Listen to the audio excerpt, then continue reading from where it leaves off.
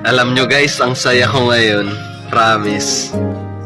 Kasi yung dating nililigawan ko lang, jowa na ng tropa ko. I'm broken, broken again.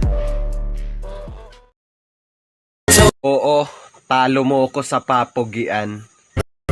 Pero sa Englishan, you is go home because you is cry.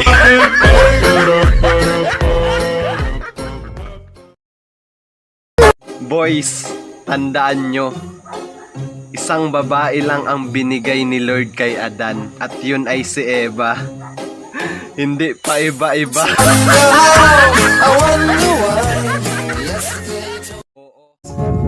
Di mo na ba alam nangyayari sa buhay mo? Punta ka sa kapitbahay mo, alam nila lahat.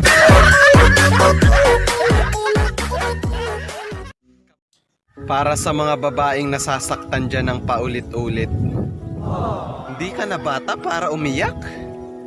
Matanda ka na para umungol.